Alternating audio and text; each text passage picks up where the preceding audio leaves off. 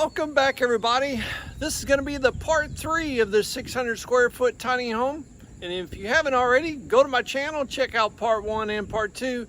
I think you'll really like it, and you'll really like the backstory of the reason why I built this 600 square foot tiny home.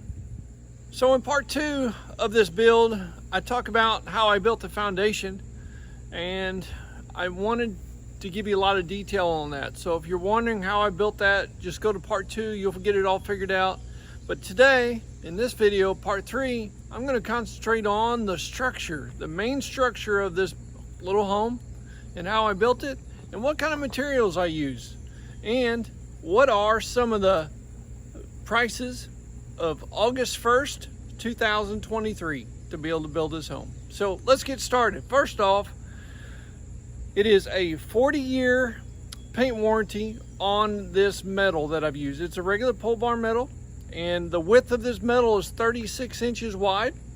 And what is so good about this stuff is that it is extremely rugged, especially if you got trees around like I do. I've got some big mature oak trees, and I tell you what, during some storms, you get some limbs flying every which way. But guess what? This metal is extremely tough and extremely strong for when and if you have major storms in your area. So let's get started. I'm going to take you inside, and we're going to work our way from the inside to the outside. So let's First of all, I want to say thank you to all my subscribers out there that's recently subscribed to my channel. I really do appreciate it. There's been so many great comments on this, and through all those comments and questions, I'm going to break this down into a total of a 4 video series of this entire build. Let's talk about where I bought all the supplies from. So almost all of my lumber I got from Lowe's, okay? I did get it from them. I am a veteran. If you're a veteran out there, I served in the United States Coast Guard, and you can sign up for My Lowe's Veteran and just bring proof of your DD-214. You can do this online. Whenever you purchase supplies from Lowe's, you go up to the counter and they'll take 10% off. That saved me a lot of money. They do not offer that on appliances. That's not a big deal, but it worked out really well for me. Now, Home Depot is where I bought all of my windows from. These are a low E tilt-in window, easy to clean, and they're all vinyl. They're not the most expensive, but they're definitely not the cheapest. And when the sun is beating through here, this is the west side of the home, and the sun will beat on these windows, and you can just barely feel the heat coming through. So they are a very good window for the price point in which I bought them. I bought the entry door. This is a steel entry door, insulated steel entry door with a window. That was another item I bought from Home Depot. And I bought the toilet from Home Depot. I did also buy all of the interior doors from Home Depot as well, just due to the fact that it was cheaper than Lowe's. So that's where shopping around is going to really pay off in the long run. All of the drywall in here, I bought it from Menards. They was the cheapest. Bought all the drywall. I did buy all of the countertops. This is just a Formica countertop, and it's doing very well. And the cabinets came from Menards as well.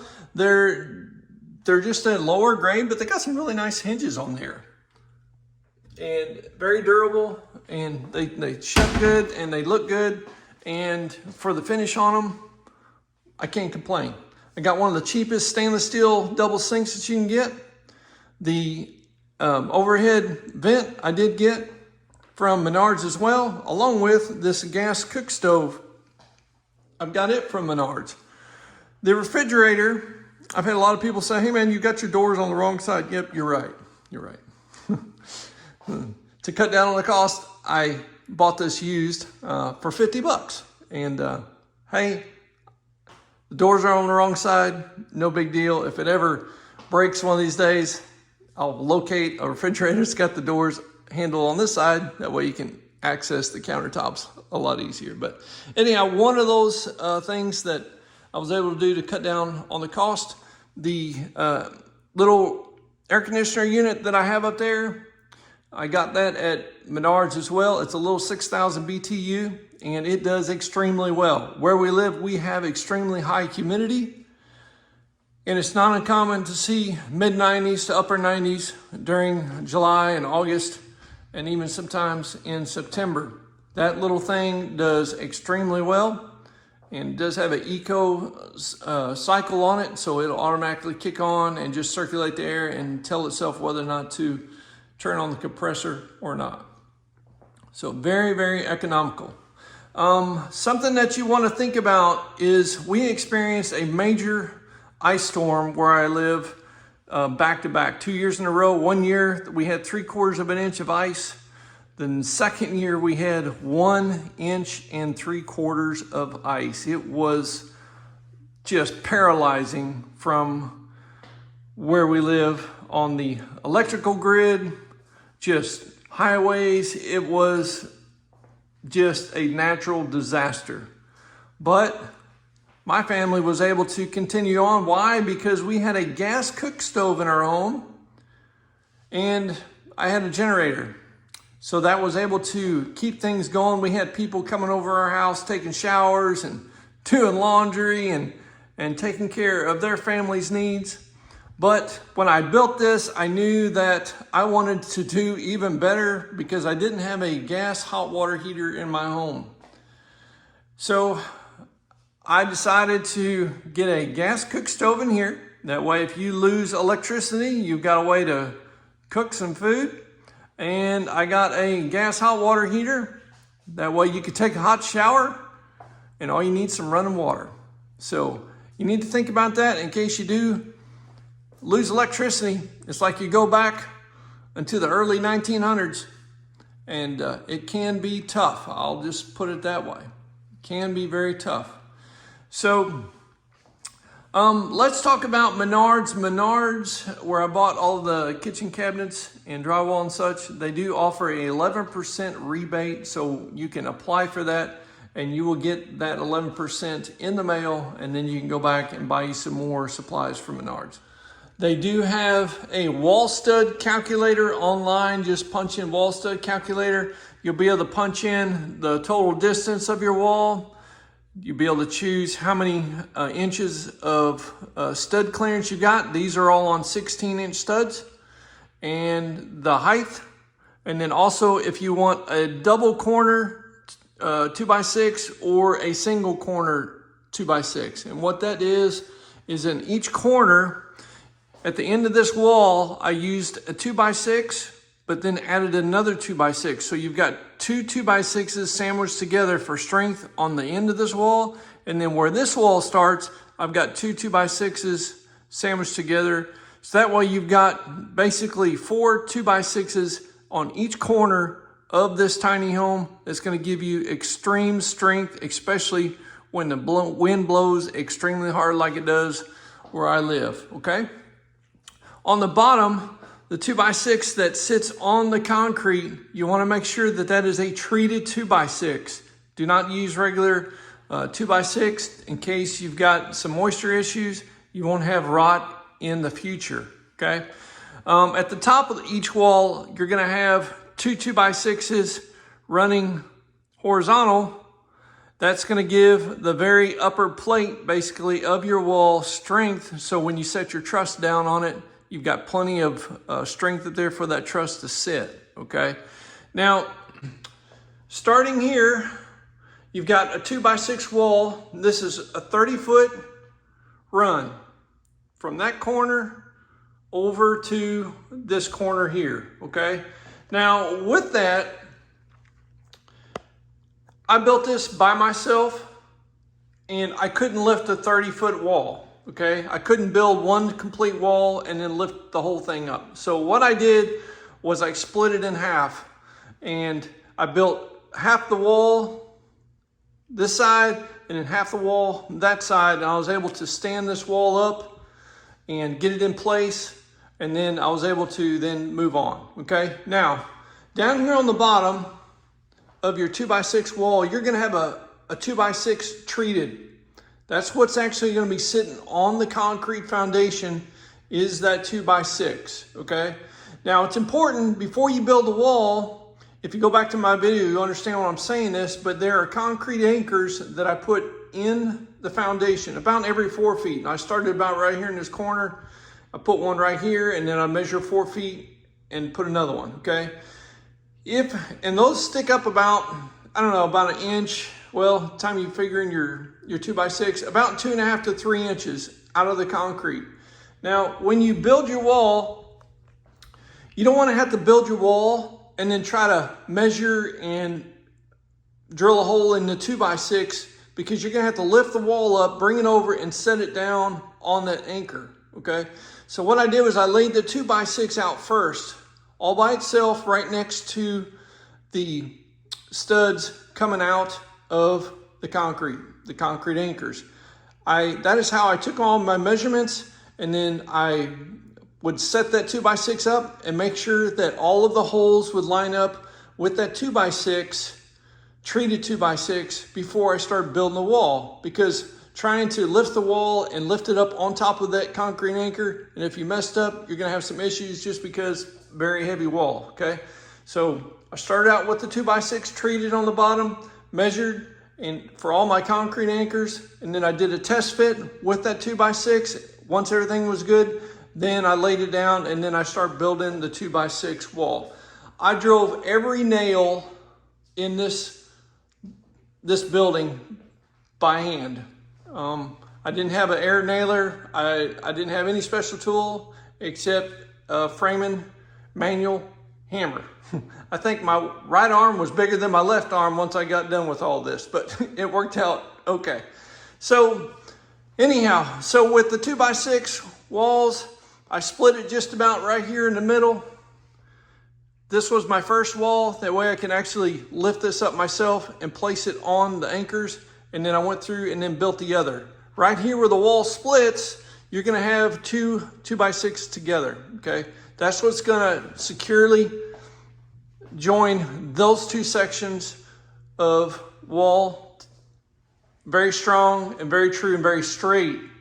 That way you don't have to worry about your drywall, you know, maybe having a little wobble in it because, you know, the two walls. So I had no issue with that. Just make sure they're nice and true and straight before you nail them together, because then you're gonna go down there, you're gonna build another wall, you're gonna set that up, and then you're gonna put them two together and secure them with some nails or some lag screws, your choice.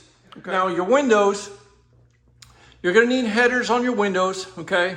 I put headers above and below, all right? Now, this is where it's gonna throw a lot of people off, is I've got 4 trusses, just 4, in this 30-foot long cottage. And why just 4, okay? Someone may ask, why just 4? Because you don't need that many trusses. I span my trusses out to go every 10 feet, okay? Every 10 feet is a truss, because this is a 30-foot long span. And these trusses start on this side and they run this way, okay? So this is a 20-foot span. So my trusses were 20 foot wide. I don't have any hangover at my end wall. I could have, you can get up to a 2-foot overhang, and then you can build what I call a true complete soffit if you wanted to. But I'm going to take you through the process and show you why I didn't and the reason why I didn't have to build that, okay? So I've got 4 trusses. They're 20 foot long and they span this way, just like this, okay? Now, when you order your trusses, very important, if you guys want to save some money out there, don't order your trusses from a lumber company. Why? Because they don't produce the trusses. Find a truss company in your area and order directly from them. And if you can do that, it's going to save you 30% on every truss that you order, okay? When I built the wall, I've got R19 batt insulation, okay? Then on the exterior side of this 2x6 wall, I do have a house wrap that wraps the complete exterior of my 2x6 wall. Then on the outside of that, I've got the pole barn metal, okay? Now, what I have here in this corner is basically I've got my cable. I've got my cable run in here. I've got another hookup right here. And I've got another hookup right over there, okay? So that way you do have access to cable, and it is throughout the home, okay? Now, the windows are, they're not real small, but they're one of the cheapest low E tilt-in windows, and they are vinyl, that I could get. So they are very efficient, not the highest of grade efficiency, but still way up there. And they do have the tilt-in window, which makes it easier to clean. And they are vinyl, so you never have to worry about any rot, okay? So as you can see, I've got, this is gonna be your 2x6 wall. This is how thick your wall is right here. As you can see, it's really, really thick. And that's how you can actually get all of that insulation, that R19 in this wall cavity, so that you have very good efficiency, okay? Now, I chose to put my windows here just because of the exterior pole barn metal. I've got charcoal gray on the bottom, and then right here at the bottom of this window, it splits and goes white to the top, okay? Now, it's your choice what you want to do on your metal. The current prices of 8/1 of 23 pole barn metal is running at, if you was to go to a lumber company or Menards or Lowe's, you're going to be pushing right at $4 to $4.25 per linear foot of pole barn metal. Now listen, another cost saving factor is do not buy your metal from a lumber company, Lowe's, Menards, Home Depot, or anything of that. Find a pole barn metal supplier in your area, okay?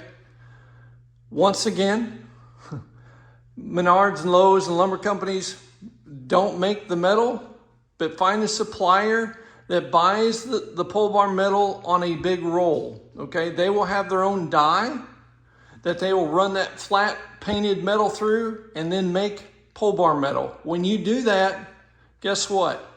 It's $3.65 in my local area this week, okay? They produce their own pole barn metal. They don't actually make it and put it on the roll, but it's as close to the manufacturer that you could possibly get, all right? So it's gonna save you right at 60 cents a linear foot. Now you add that up, that is a huge cost savings. From that point forward, okay, I sought out the best deal from Home Depot, Lowe's, Menards, okay, for my lumber. Absolutely. I was checking for sales. I was looking for the best prices on any of the lumber, okay? There was a lot that I bought from Home Depot. There was a lot that I bought from Lowe's. There was a lot that I bought from Menards. I'm lucky to have those suppliers near me, and I just went and found the best deal. There were some places where the 2x6s were cheaper than the 2x4s, so I'd buy my 2x6s. Then wherever I found the cheaper deal on 2x4s, I'd do that, okay? So you have to research and have to find the best deal, because if you're in a budget like I was with this, you're going to look and seek out those better deals. And when you do that, you're gonna save yourself a ton of money. Now, if you're a veteran out there like I am, I served in the U.S. Coast Guard. If you're a veteran, you need to sign up for the MyLowe's Veteran discount, okay? You can get online, you can apply for that, show proof of your DD-214. And when you do that, when you go to the counter to purchase your items, tell them that you've got the MyLowe's Veteran, and they're gonna give you a 10% discount at the counter, okay? They're not gonna discount appliances, but they will on all of their building materials, which is huge. Here on the treated bottom seal plate that lays on the concrete, you've got a couple different options. They have a nice foam, like a 1/4 inch foam, 6-inch wide pad that you can lay down. And then that wall will sit on top of that. And what that does is that seals out any bugs and air drafts or whatever the imperfections that you've got either in your wood or the concrete. All right. So what I did instead was I used liquid nails, construction adhesive. I went through and I put about a 1/2 inch wide bead right along on top of the concrete. So that way when I set my wall on top of that, it sealed it up extremely well. And I put that towards the outside edge of that 2x6. So when I set my wall up there, it would squeeze about, you know, a 1/4 of the way to the outside edge of that bottom, what I call seal plate that sits on top of the concrete, okay? So with that, you know, you can start anywhere you want to. Main thing is make sure that it is nice and true and square. Whenever you put your wall up, make sure you're good to go, all right? And you just start one side and you just work your way all around your building till you got all 4 walls up, okay? Now, the door right here is a walk-in door. It is a steel door. Nothing but steel, and it does have a window in it, okay? This was one of the cheapest steel doors that I could get that's got a window, all right? So just look around and you can find some really good deals, okay? Look for some sales on that as well, all right? The flooring is, I bought the flooring at Home Depot. They was running a sale. I think I got it for 96 cents a square foot, okay? It is not the best, but you know what? It works good, and it is good for what I need it for, all right? So that has held up the last few years good, and no issues there. And the cabinets here they actually look pretty nice. They're actually, I got all of the cabinets at Menards. They are actually a very decent cabinet, and I really like them. They've got the nice hinges on them, and they actually look really good. All right. So, and I got the countertops there as well at Menards. Now, if you have a Menards near you, they also have a 11% rebate. So whatever you buy at the store, you can actually apply for that 11% rebate, and then it'll come in the mail. So if you spend $1,000, you know, they're going to give you $110 back. All right. So then you can go right back to the store and buy more materials if you need to. Okay. So that is another way to save. All right. The gas stove. I bought this gas stove. It was one of the cheapest gas stoves that I can get. It is brand new. It works. It does have electric light on it, and it does igniter, I should say, electric igniter on it, and it does really good for what we need it for. Okay, I do have a vented hood range as well, and this is just a regular like a Formica countertop. It looks good. It was easy to put in, and it worked really well. So far, in one of the cheapest stainless steel sinks that I could purchase at the time. The old refrigerator.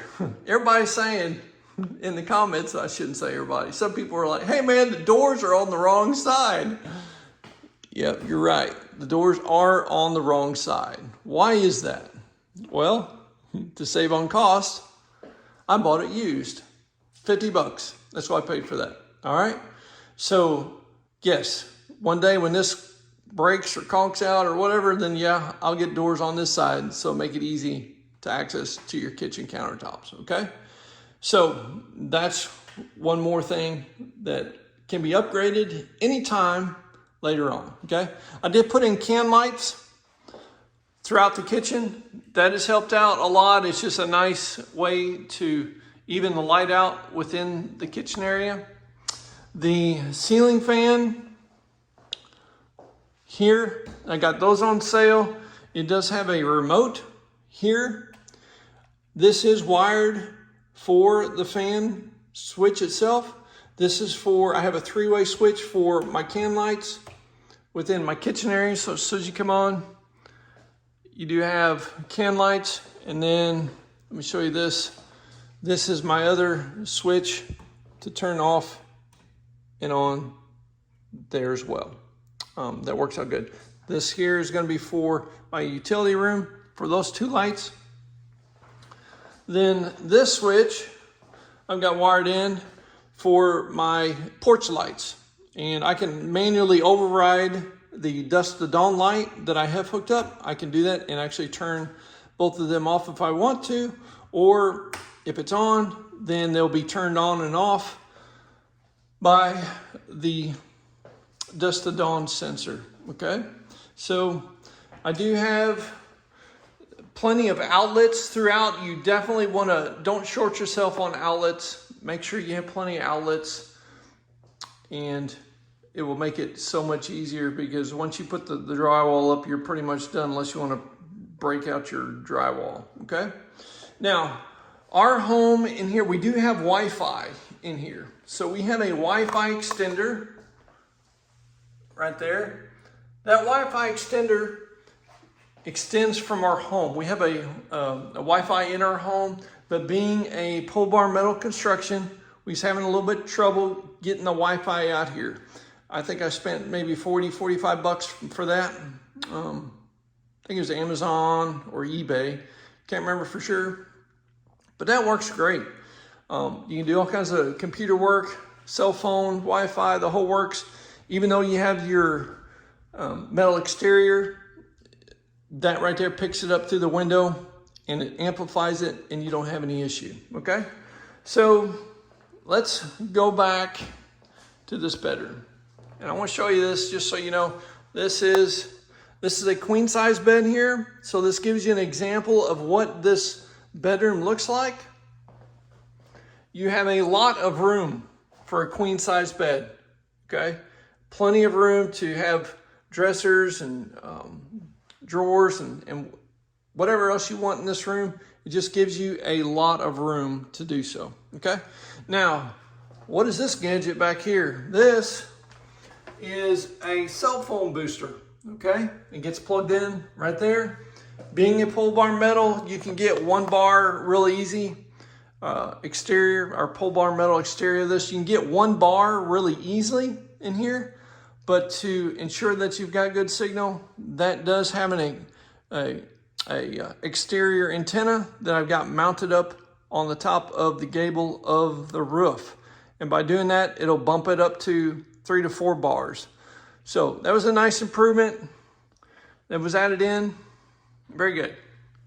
Okay, but in the bedroom here, I've got a light switch set up so you can either turn the light of the ceiling fan on or off, or the fan on and off. Okay, I wired that just so you can have those options with different types of ceiling fans.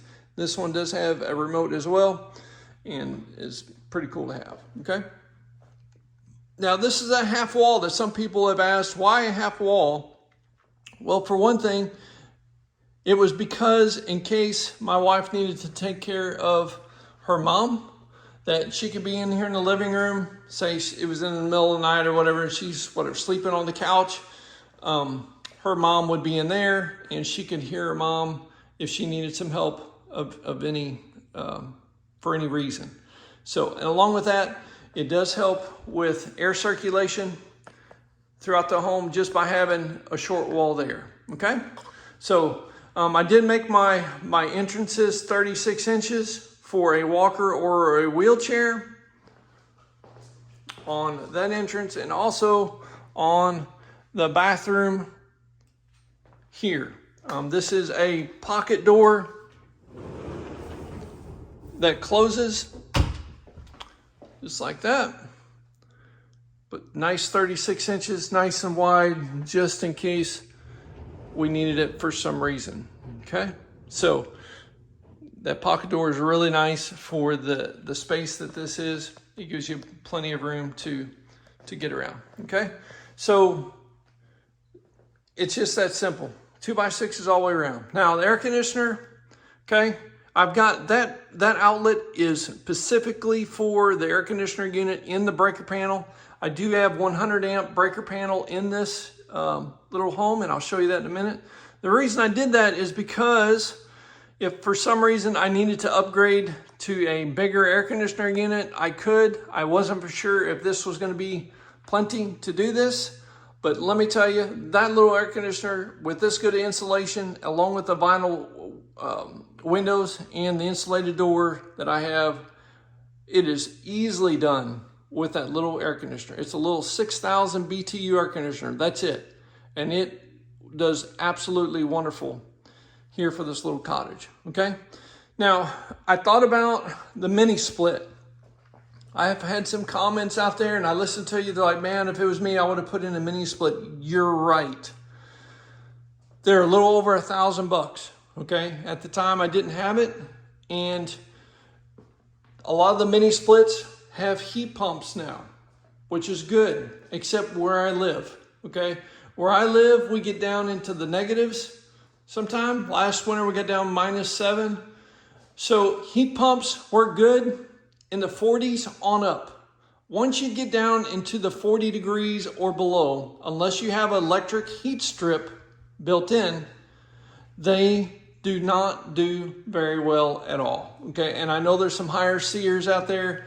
A lot of the mini splits now are like 22 SEERs, and they do well, but still, when you get down into the 30s and below, I'm telling you, how do I know this? Because we've got a heat pump at our house, okay? And it's a high SEER, and it has to have the electric heat strips.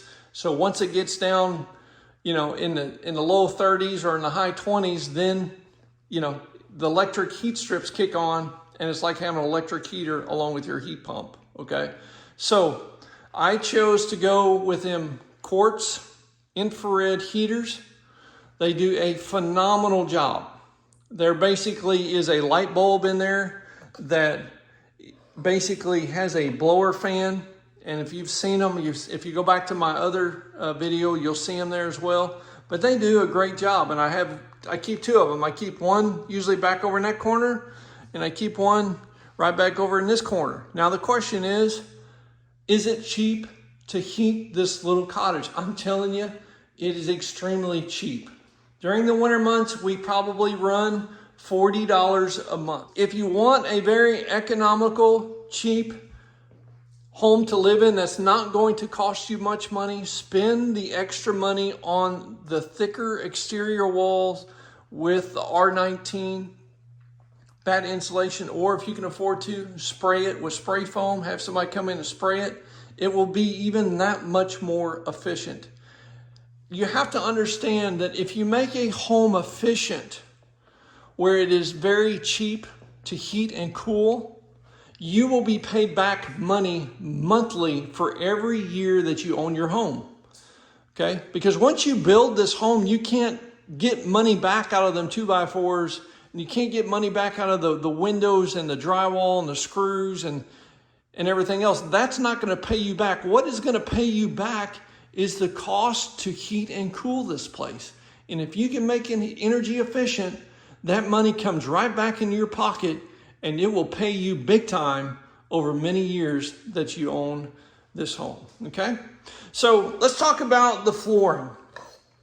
All right, this is just your standard El Cheapo 96 cents a square foot flooring that I got. It does not have a pad on the back of this flooring, but what I did was before I put this flooring down, after I got my walls built and my drywall and everything on, I laid the whole floor with a black heavy plastic throughout the whole inside of this home. And what that's gonna do is that's gonna seal and keep out any moisture that maybe wants to wick up from the concrete, okay? But if you go to my part 2, I explained to you what I did to the foundation.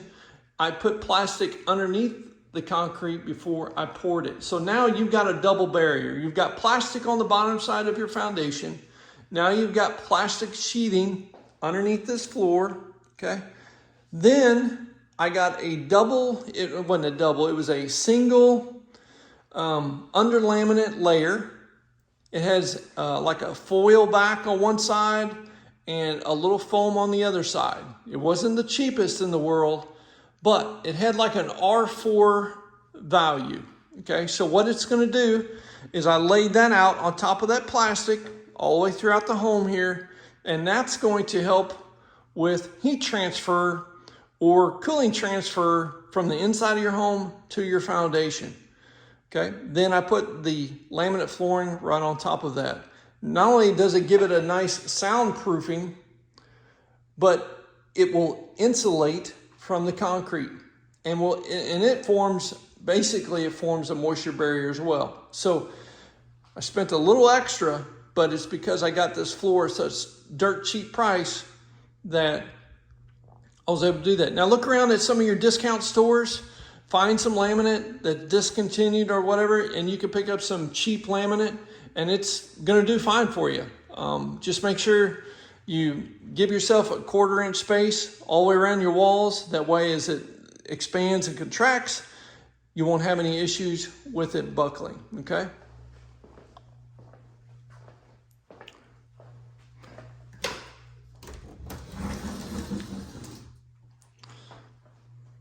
It's your nice closet.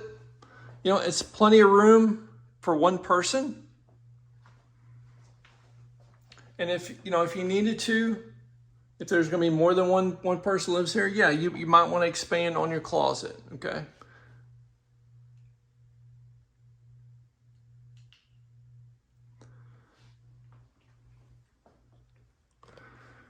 Okay, now everybody knows your countertops and cabinets and your vanities like these can be extremely expensive, guys. I'm telling you, extremely expensive. This is one of the cheapest vanities that I could find at the time, and the countertop came with it.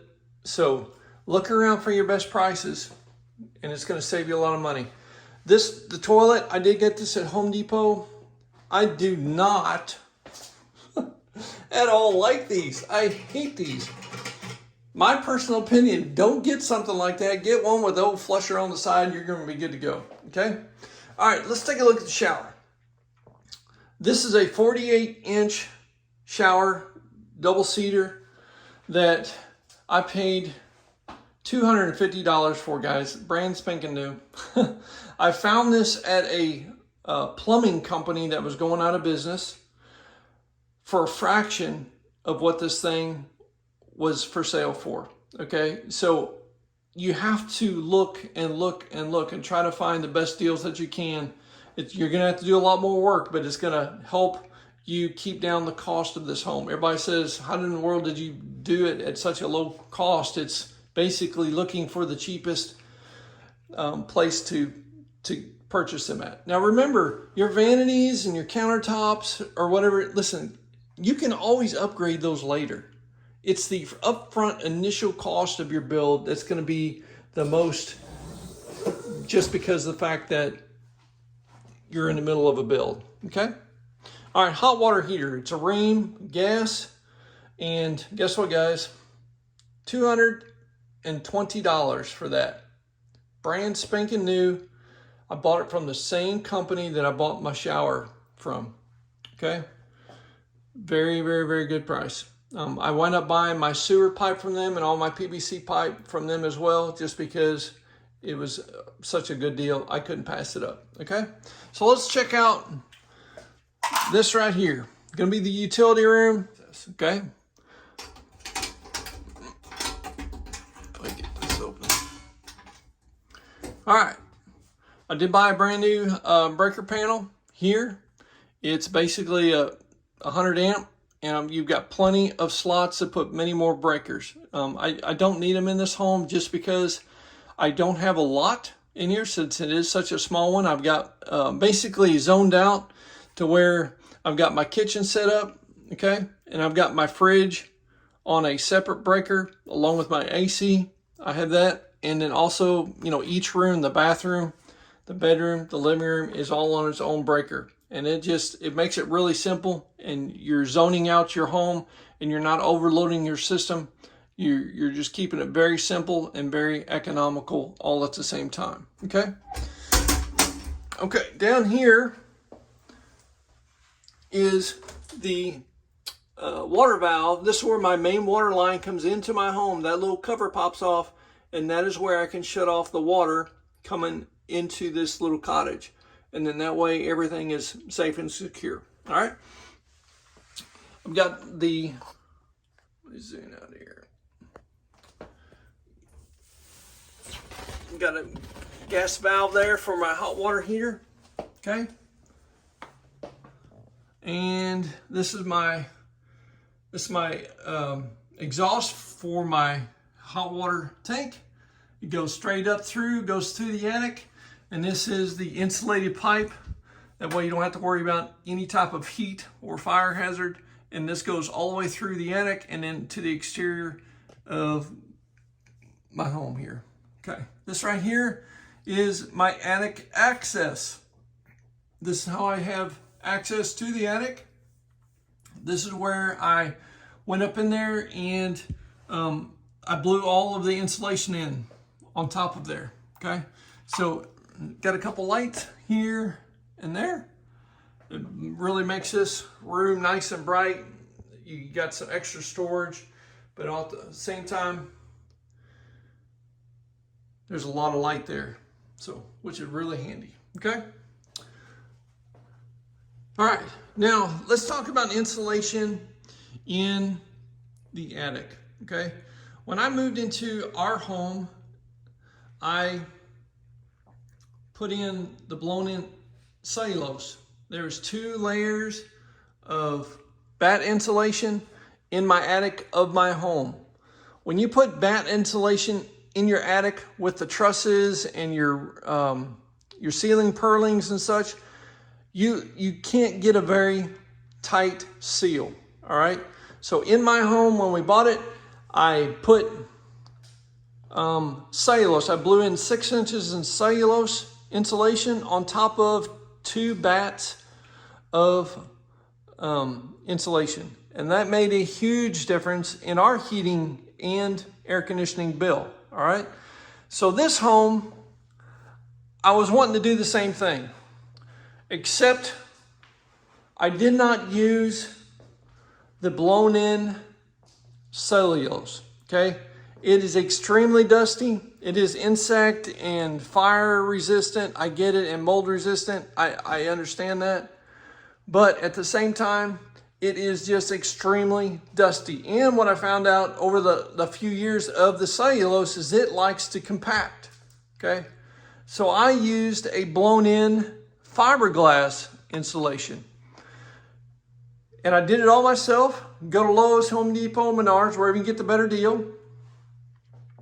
And if you get over so much, they'll let you use the machine for free to blow it in. You just need a friend to come over and break it up and throw it down in this little hopper. And then I was up in the attic and just blowing in it in the attic to get the depth that I need. So a good point to this is that when you get ready to blow insulation in, go through and mark your trusses with a permanent marker on the depth that you need. So look at the bag. It'll tell you how many inches of insulation you need for whatever R value that you're looking at to achieve. I have R40 in the ceiling of this little home. So it is very easily done. Just mark the trusses, and that way you know exactly how many inches. So as you're blowing it up in there, because it's going to be dark there, you're going to have a light, that you're going to see exactly the depth that you need to by the marks on the trusses to make sure that you have a evenly depth of insulation all the way through and through your home. Okay. So once again, look for a good sale. I will tell you this, look in the fall for insulation sales. It's August now, going into September. Start looking, and you're going to find some really good deals on some insulation, and just get it, even if you're not even ready for it. Okay, get it, have it, store it somewhere. Okay. Now, this wall right here is just a nice little half wall that, you know, splits your bedroom and your living room in half. You can use it for a nice shelf to put pictures on. Whatever your choices is, you can make it happen. All right. Now, all of my interior walls, like this wall here, they're all made out of 2x4s. 2x4s here. All of this starting here this way is 2x4s. All my closet walls, 2x4s. Utility room walls, 2x4s as well. So you don't need any insulation in here in your 2x4s walls, but you just need a wall. And that's the best thing to do, is just make it out of 2x4s. It's cheaper that way. And you will make yourself a really, really nice home. Okay. Now let's talk about the trusses again. Is that when you order your trusses, you need to tell the supplier that your plans. Okay, tell them that you're on 2x6 walls and that you have a 20-foot span going from wall to wall. Okay, and tell them, most importantly, what kind of ceiling that you're going to have. Tell them that you're going to have a drywall ceiling when you order your truss. And what they will do is they will manufacture a truss that will handle the weight of your drywall. Okay, so I've got the trusses. There's 4 of them. Be one here on the outside edge of your wall. Okay, then you measure in 10 feet. You got another one, measure another 10 feet, another one, and then your last one is going to be on the back wall back there. Okay, now when you put your truss here on the end, okay, and then you measure 10 feet and run your other truss, you have to have something that your drywall screws into. And I ran 2x6 purlings in between my trusses. Okay, every 16 inches, I ran purlings between the trusses, and they was 10 feet, and they just run back and forth. Okay, so they're going to run 16 inches apart all the way through and through.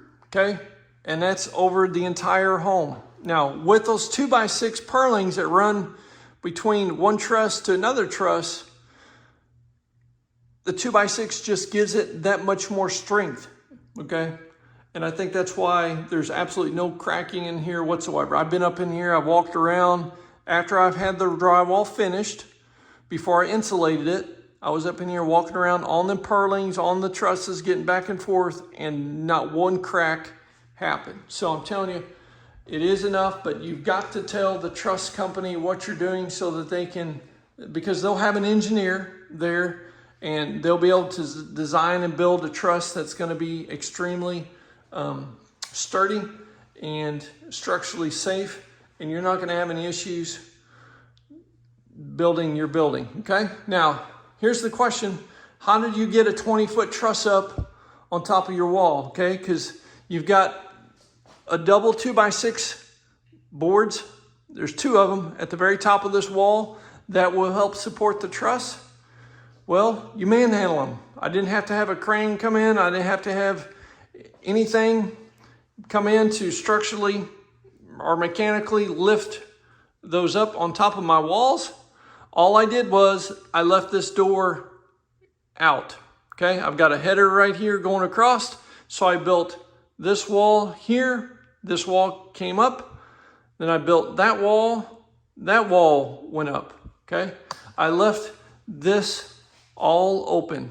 Okay, and it worked out absolutely great. What I did was flip the truss up on its end, and you just carry it into your home here, because there's nothing here. You carry it straight in, you kind of angle it, and you flip it upside down. So instead of the peak being at the top, the peak is at the bottom, and you take it and you work it up your wall. And once you get the end, your heel of your truss up on top of that wall, you just slide it up. Okay, once you slide it up, then you'll have enough room over here to lift the truss up, because the point's going to be up this way. You lift it up and you set it up on this wall. Okay, so now the truss is being supported by your wall on each corner.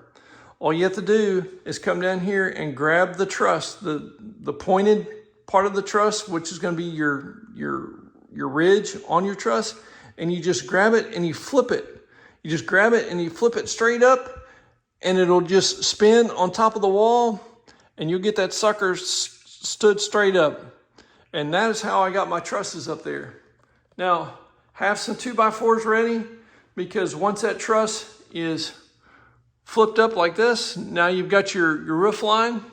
You need to have something so that you can get that braced up, so before you get that secured on your walls, okay? So if you got a couple friends, or my son helped me, it can be done very easily, and it's a 20-foot span truss, okay?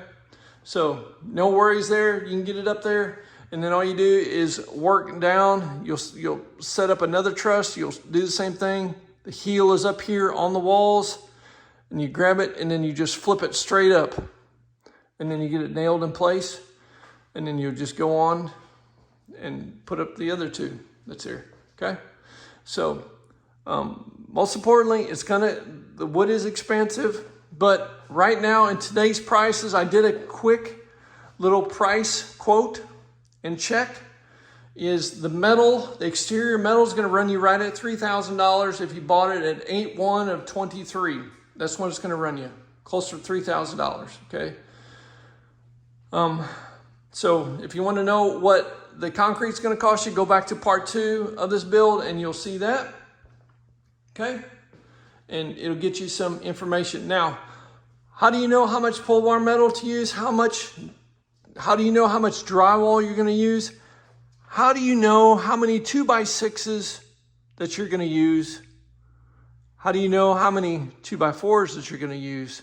Do this, and this will help you out tremendously. Google wall stud calculator, something like that. It is going to pull up a calculator, and all you have to do is punch in your dimensions of this wall, the height of the wall, 16 centers, and it will tell you exactly how many studs that you're going to need. Same with all your interior walls. It will help you out. On your drywall, all you have to do is take measurements of your walls, plug that information in. It'll tell you how many sheets of drywall that you're going to need, even with your ceiling, okay? So it's going to take care of that. So it's going to take care of your studs, your drywall, and then they also have a pole barn metal calculator. You can plug in all of your measurements of your exterior of your building, and it will tell you exactly how many linear feet of pole barn metal that you're going to need, okay? Now, remember that you've got to shop around. You got to do your own homework and your own research to ensure that you get the better deal of all the products that you can purchase, okay? So let's go to the outside. All right, so you can see here where I split the metal just because I wanted to, due to the window was going to be there, okay? And this is where you can make a split. Now you can go with some taller windows where the window will come down further. That is not a big deal. I've seen that before as well. You just trim out around your metal and you take care of it, okay? Now, something that you need to think about is that when you order your metal, you can order your metal by the inch. So if you wanted a 4-foot piece and 1 inch, they can cut that. If they wanted a 3-foot piece and 8 inches, they can cut that as well. So they'll cut your metal per inch. So don't think that you have to buy it per foot. You just have to buy it per inch if you need to, if you've got a situation where you need to make that change, okay? So let's come over here and let's look at this, the gutters. I did all the gutters myself, and I'm gonna zoom in a little bit. This is a vinyl gutter that you can get at Home Depot, Menards, and Lowe's sells that, and it's a 10-foot piece of vinyl gutter. It's actually pretty thick and actually does extremely well. We've had some good snows here, and we've had no issues with it. And then they've got all the downspout materials as well. So I did that to save on some money, and it's worked out really good. I've got gutters on both sides of the home, and I've got them both running from here to the back, and then that's where I have the gutter downspouts, and it's on both sides. Okay, I did put some leaf guards on top, which does help out. Okay, let's talk about the attic. How do I vent the attic space, right? Because everybody knows you have to have some airflow inside your attic. Number one is underneath the pole barn metal on the exterior, I've got Tyvek, that, or house wrap, people call it, or whatever. It wraps the walls, okay? On the top up here, underneath this, it's called a double bubble insulation, okay?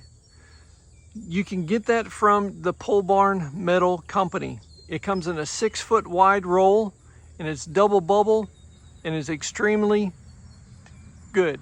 On one side of that double bubble, it's actually got, it's like aluminum foil, but it's not, it's really tough. It will help reflect the sun's rays away from the metal and keep it from going inside the attic, okay? So you're definitely gonna have to have either some house wrap. I've seen some pole barn homes they just put house wrap on top before they put their roof metal on, but I prefer something that reflects the heat. Even though this building is underneath some trees, anything you can do to help keep the heat from being absorbed in your home and actually reflect it back away from your home, that's exactly what I did, okay? Now, you do have a ridge cap that runs the full length of this roof line. And that ridge cap, there's a gasket that goes underneath there. And that little gap that runs all the way down through here, that is vented. So when you get your pole barn metal at your pole barn metal company, tell them that you want a vented ridge, and they will give you, it's a foam gasket that goes through there that allows airflow to escape to the top, okay? Now here on the outside edge, where the wall meets the roof line, you're gonna get another gasket that goes in there. That gasket has a bunch of holes in it, so it's vented. So air will come up, will vent through your sidewalls. It will not allow water or moisture or bugs in there, but it allows airflow to go from here to the top of your ridge, and then from there out. So you've got good circulation. You won't have any moisture buildup, and it will keep your home breathing extremely well in the cool months, but also in the hot months, okay? So this pretty much is the exterior of the building. I'm gonna give you a full walk around here, and I'll show you the last thing is my cell phone antenna that I have.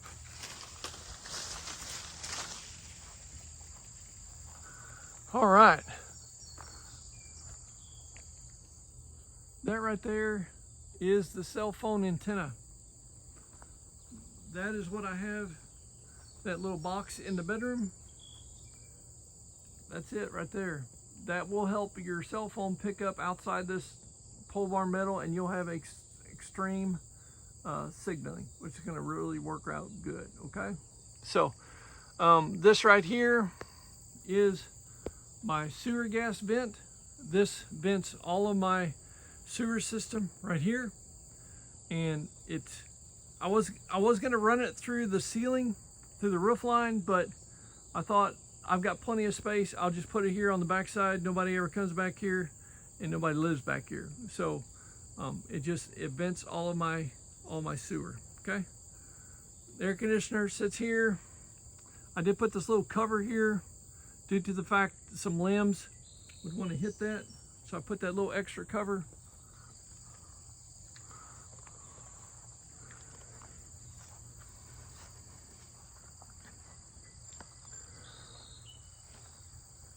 Pole barn metal, find a company that actually rolls it out through a die, and you will get the best prices. Through that, you'll find all of the corner pieces. You'll buy all your screws throughout. You buy your J-channel that separates colors if you want to, and also the mouse guard that runs on the very bottom of that, okay? You'll buy your ridge cap that goes from here and runs the full length of your roof. And you'll also buy the double bubble, I call it double bubble insulation, that goes underneath your roof, okay? Now you can also, if you want to, you can also put that on the sides of your buildings as well. So if you want to spend a little bit more, you can put that on all of your exterior walls. It's just going to improve it and make it that much better, okay? That right there is going to be the vent for my hot water tank. And as you can see on the back side, that is the cell phone antenna again, okay? Now, let's talk about the front here. Several people's like, man, I would have put a porch on the front. Well, guys, that was the plan. And I'll tell you why that was a plan, because of this right there. Everybody's like, what is that thing right there? That's my dusk to dawn sensor for my front porch lights. And this, I was gonna order one more truss, and it was gonna come out 10 feet. Now, probably 8 feet. So the front porch was going to come out, and I was going to have one more truss right in here, about 8 feet. And then it was going to have your post, and this is going to all be a covered front porch. Okay, swing and 2 ceiling fans mounted up in that porch, just to give Patsy a nice place to hang out and plenty of airflow with the ceiling fans. But things happen, and it didn't work out. So with that, I just made a small front porch and called it good. So great ideas. I understand where you're coming from. Been there. It was actually going to be that way, and I put that there so that it would actually, because the front part of that truss is going to be open, and I wanted that light sensor to pick up as much light as I could. Hindsight 2020, I probably shouldn't have done that. I probably should have made a little outlet over here on this corner and put my light sensor over there. But you know what, guys? Never done this before, so live and learn, right? So everybody, I hope that I gave you enough information in this part 3 video to kind of give you a little bit more idea of how I built the structure of this, and how I searched and looked for the cheapest materials, but yet quality materials, to ensure that the efficiency of this home was very well. And just remember, if you need to cheap somewhere, don't cheap on the insulation, the building, the vinyl windows, or your doors. Make those very energy efficient. You can always come back at a later time and redo your countertops, redo your vanities or faucets or such, okay? So just remember also that I've got a 100 amp system in this building, and the only main power source, big power source that I have, is going to be the dryer. So 100 amp is definitely worth it and easy to maintain. The electricity draw that I use is very, very minimal. And just remember, if you ever have a power outage during the winter months like we did 2 years in a row for a few days, you got a way to cook some food on the gas stove, and guess what? You can take a hot shower. So those things you need to think about before you build your home. So God bless you guys, and we'll see you next time, part 4 for room measurements and my mistakes. So see y'all later. Bye.